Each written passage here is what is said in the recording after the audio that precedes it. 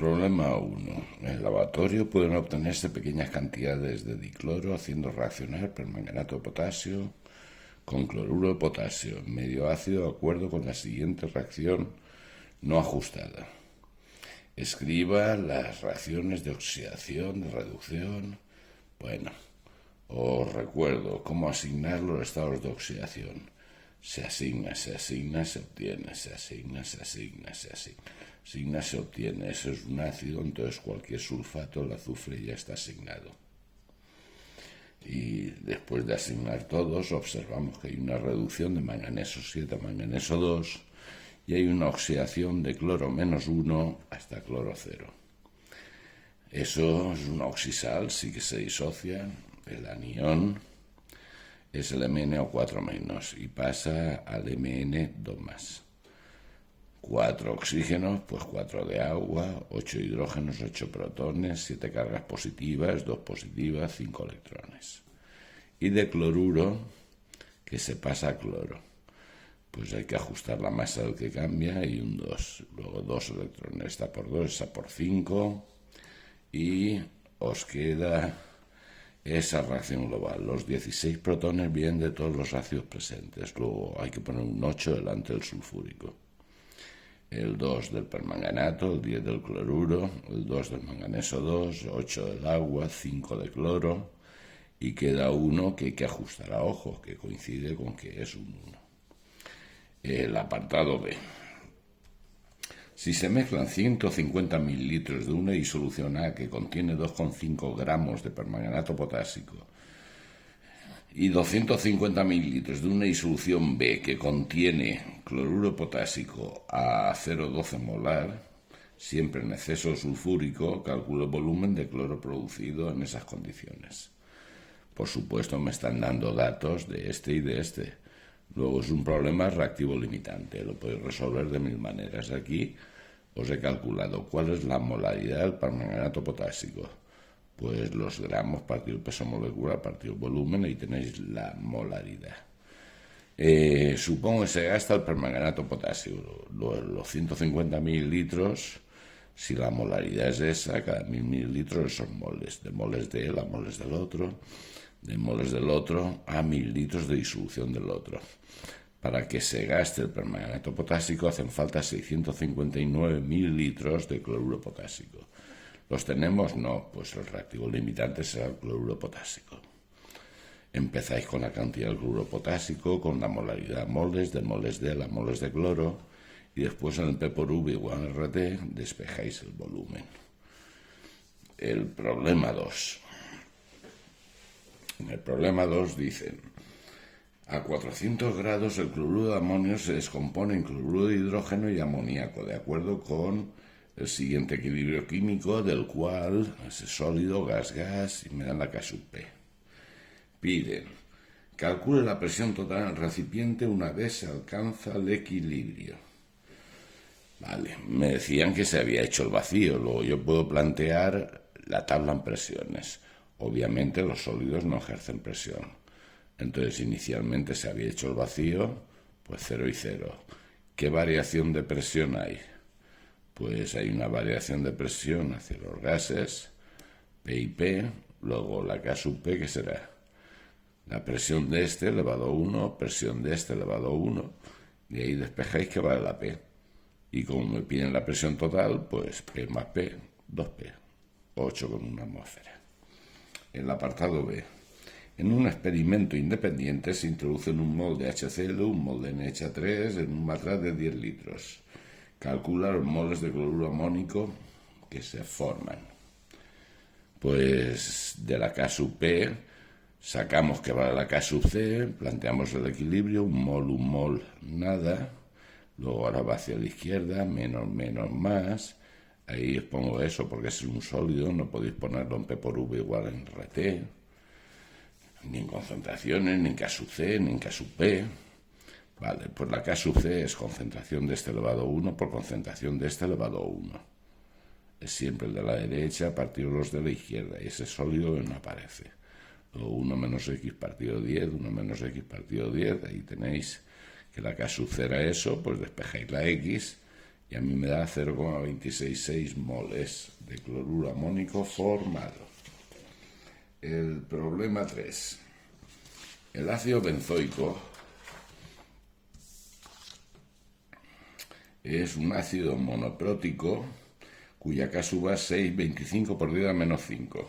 Se emplea como aditivo alimentario. Se preparan 200 mililitros de una disolución acuosa que contiene 490 miligramos de ácido. Calcula el pH. Los 490 miligramos en gramos, el peso molecular, el volumen, esa es la concentración de ácido. Es un ácido monoprótico de un hidrógeno, escribís el equilibrio genérico y os sustituís en la K-A y de la K-A calculáis la X. El pH será menos el logaritmo de la concentración de H3O+, es decir, de esa X, y da 2,98. El apartado B. Dice, calcula el volumen de disolución de hidróxido sódico 0,05 molar que hay que añadir a la disolución anterior para neutralizar completamente el ácido. Vale. Teníamos 200 mililitros del ácido que tiene esa molaridad, o podríamos poner los gramos si quisiera, da igual. ¿Qué volumen de sosa 0,05 molar es necesaria? Pues a partir de ese volumen de esa disolución, cada 1000 mililitros son moles, de un mol de este, un mol de este, y molaridad esa, pero esos moles son mililitros. Harían falta exactamente 74,24 mililitros de hidróxido sódico.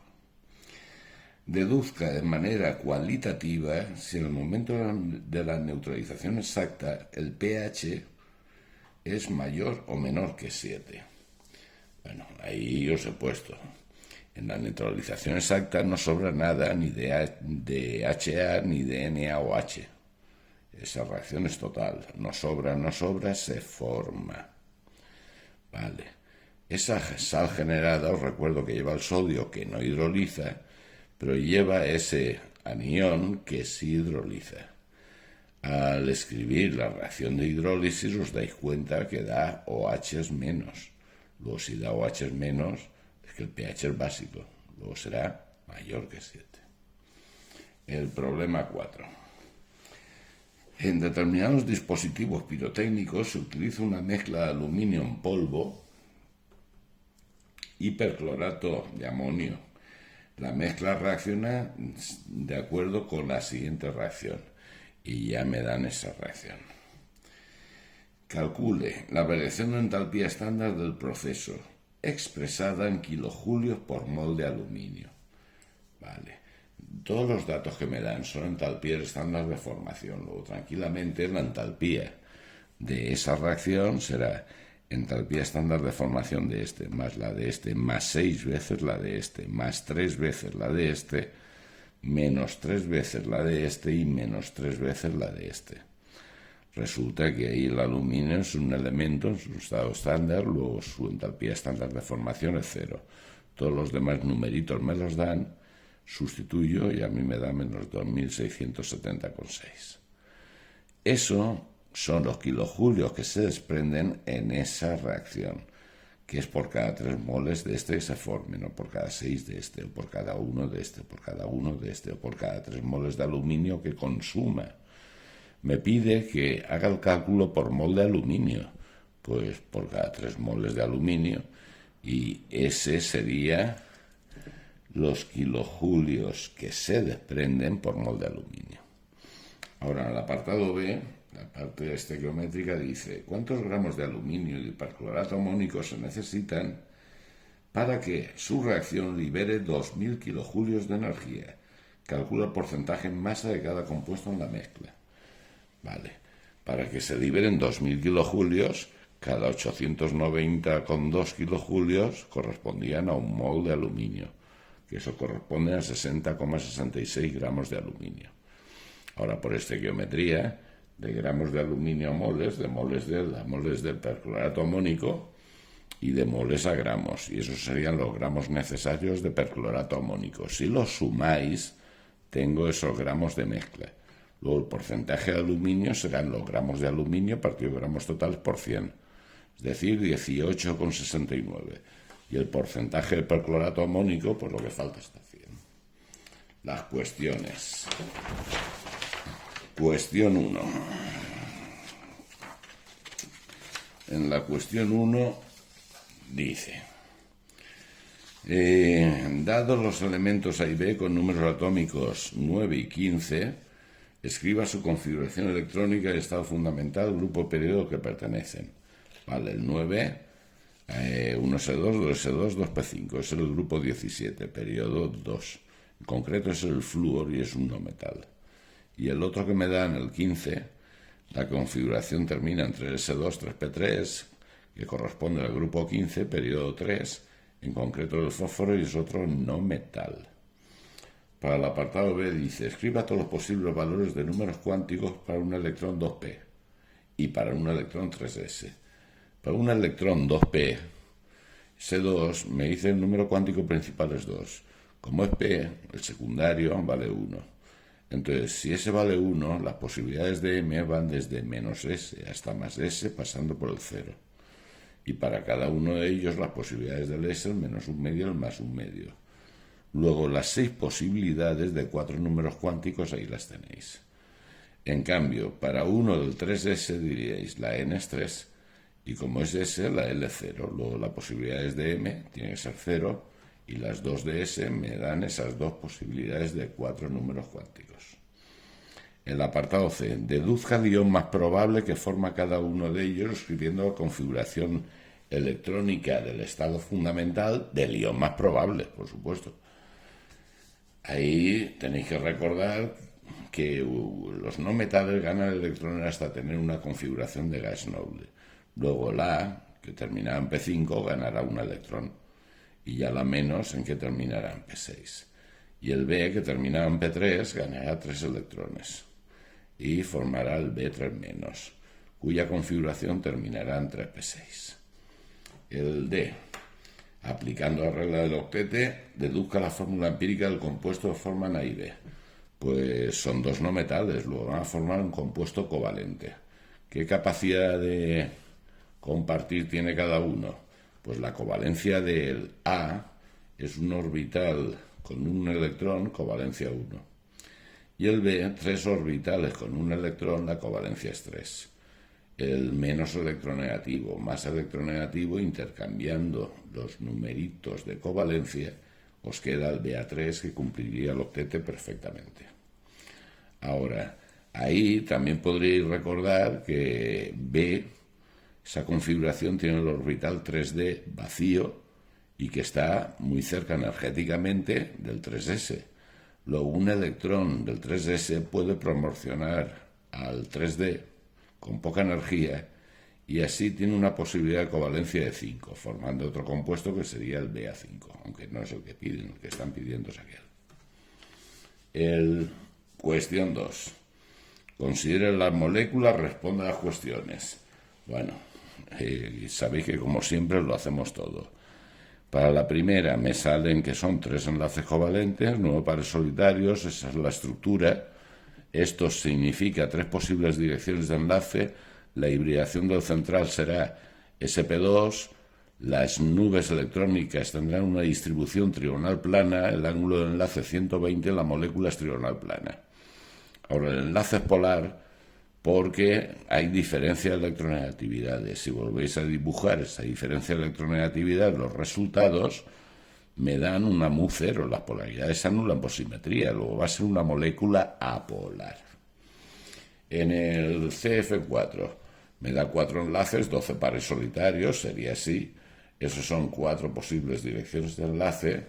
Eso significa que la hibridación del central será sp3. Las nubes tendrán una distribución tetraédrica, el ángulo de enlace 109,45 grados y la molécula tiene una distribución tetraédrica. Aquí el enlace es polar también porque hay diferencia de electronegatividad, pero esas diferencias de electronegatividades se anulan por simetría dando una molécula apolar. Y en el último, en el NF3, me salen 3 enlaces, 10 pares solitarios, luego central tiene ese par solitario. Ahí hay 4 posibles direcciones de enlace, luego la hibridación del central debe ser sp3.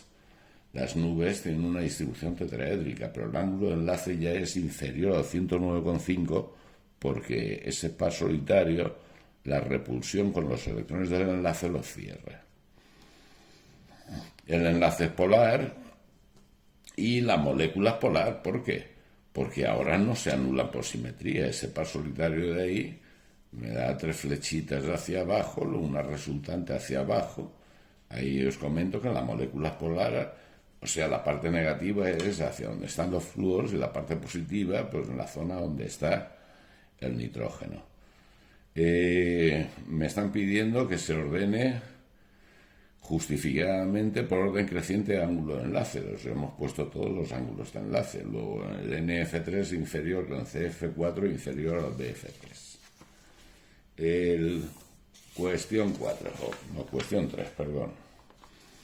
La cuestión 3 dice: la combustión del etanol se produce de acuerdo con esa reacción química y la entalpía negativo. Eso significa que desprende calor, que se denomina exotérmica. Conteste las siguientes cuestiones. Se trata de una reacción química exotérmica, puesto que se produce una liberación de energía. Apartado B. Cuando se queman completamente 23 gramos de etanol, se producen 23 gramos de etanol, de gramos a moles, de moles a moles de CO2, de moles de CO2 a gramos de CO2, 44 gramos de CO2. Escriba la ecuación química correspondiente a la variación de entalpía de formación estándar del etanol. Formación estándar del etanol es ajustar esa reacción a un 1 y formar ese compuesto a partir de sus elementos en su estado estándar. El carbono grafito, el hidrógeno es H2 gas y el oxígeno O2 gas, y ese 1 exige esos numeritos. El D. Teniendo en cuenta la reacción de combustión del etanol, calcule la variación de entalpía para esta reacción. Esta reacción que me dan es esa dándole la vuelta y multiplicando por 2. Luego será ese valor numérico por menos 2 y daría 2.734 kilojulios. Cuestión 4. Teniendo en cuenta los potenciales estándar de reducción, razona si los enunciados son verdaderos o falsos. El apartado A. Una barra de zinc es estable en una disolución acuosa de sulfato de cadmio. Eso es que tengo zinc, tengo cadmio 2 y tengo SO4 2-. Eso es lo que tenemos. ¿A qué puede pasar? Pues miráis en los potenciales estándar que os dan y puede pasar a zinc 2+ y a cadmio. Ahí la reducción que hay es la del cadmio, la oxidación la del zinc. El potencial de la reducción menos el potencial de la oxidación, ¿qué me da? Me da positivo, luego es una reacción espontánea. Ahora hay que contestar si es cierto o falso lo que han dicho. ¿Qué habían dicho? Una barra de zinc es estable. Pues es falso. Si es una reacción espontánea, no es estable. Significa que esa barra de zinc se disolverá. En el apartado B. Al mezclar una disolución de sulfato de cobre 2 con una de sulfato de cadmio, se forma cobre metálico. Bueno, ahí también tranquilamente decís qué es lo que tenemos. Tenemos cobre 2, tenemos sulfatos, tenemos cadmio 2. ¿Y a qué puede pasar? A cobre y a cadmio. Ahí solo hay que reducciones. Pues 2 reducciones sin ninguna oxidación posible es imposible que ocurra. Luego no ocurrirá nada. Entonces lo que están diciendo es falso. El apartado C. El cobre metálico no se disuelve en una disolución acuosa de HCl. Si tengo HCl es que tengo protones y tengo cloruros. Y el cobre metálico Cu. ¿A qué puede pasar? Pues al cobre 2 es al hidrógeno y nada más, según los datos que os están dando. Ahí eso sería una oxidación, esto es una reducción. Volvéis a calcular el potencial de la reducción menos el de la oxidación que me da.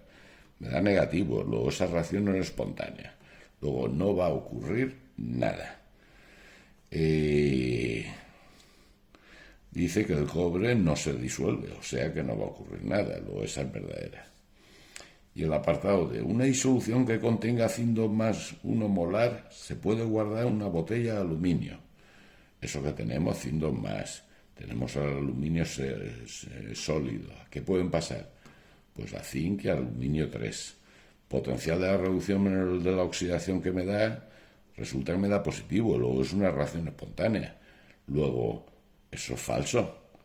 El disolvente el recipiente se va a disolver y se estará depositando zinc metálico a la vez que se disuelve el recipiente de aluminio. Cuestión 5.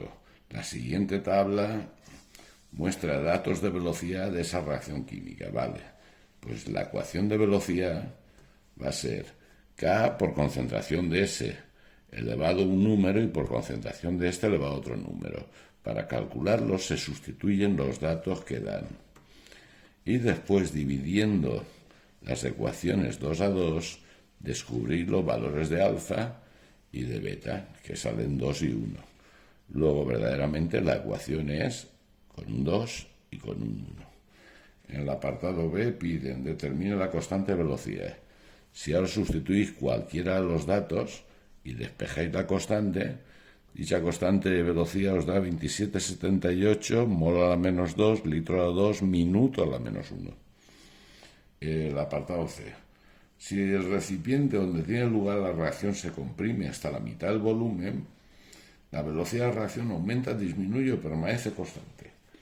Obviamente, si el nuevo volumen es la mitad, significa que las concentraciones se duplican, luego la velocidad aumenta. Si se duplican, es que se duplica esta, que al cuadrado aparecerá un 4, y se duplica esta, ese 4 por ese 2, un 8. Luego la velocidad se multiplicará por 8. Y la cuestión 6. En la cuestión 6 dicen: nombre y formule los compuestos A, B, C y D indicando el tipo de reacción en cada caso. En la primera reacción me están dando el 3-pentanol y me dicen que con sulfúrico y calor, pues un alcohol con el sulfúrico, que era un deshidratante, pues a temperaturas elevadas es una reacción de eliminación, a temperaturas superiores a 150, y a temperaturas inferiores es una de condensación que daría un éter. Luego ahí escribís la eliminación con agua y lo que dan, ese compuesto A, es el 2-penteno. Después dicen B, con permanganato potásico, tenéis que recordar que es un oxidante, me da una acetona. Pues tenéis que recordar que para que dé acetona es la oxidación de un alcohol secundario. Donde estaba ese CO, estaba el alcohol. Ahí está el alcohol. Luego es el 3-pentanol. ¿Qué más piden? Ahora que C más D en medio ácido con un catalizador da esto. Eso es un éster, es el propanoato de propilo más agua. ¿Qué tipo de reacción es? Pues una condensación en concreto. ¿Qué reacción? Esterificación. Luego, para que me dé el éster, pues hay que poner el ácido y el alcohol. El ácido de 3 carbonos está ahí, el alcohol de 3 carbonos. Pues el ácido propanoico y el 1-propanol. Y el apartado B dice: dibuja la fórmula estructural de la molécula orgánica que contenga 5 átomos de carbono, 10 de hidrógeno y 2 de oxígeno. Indique los grupos funcionales. Vale. De esa fórmula, escribir compuestos es que cumpla que tenga 5 carbonos, 10 hidrógenos y 2 oxígenos. Ahí os he puesto 1. Ahí hay 5 carbonos, hay 3 y 2, 5, 9 y 1, 10 y 2 oxígenos. ¿Eso qué es? Es el ácido pentanoico. Pues ¿qué grupo aparece? El grupo ácido. Fijaros que esta también sigue cumpliendo 5 carbonos, 10 hidrógenos, 2 oxígenos. ¿Qué grupos hay ahí? Un éter y un aldehído. Esta, que tiene una acetona y un alcohol, pues también cumple la fórmula a perfección. Esto, que es un éster, pues también cumple esto podréis estar ahí pensando mucho. Espero que haya ido bien.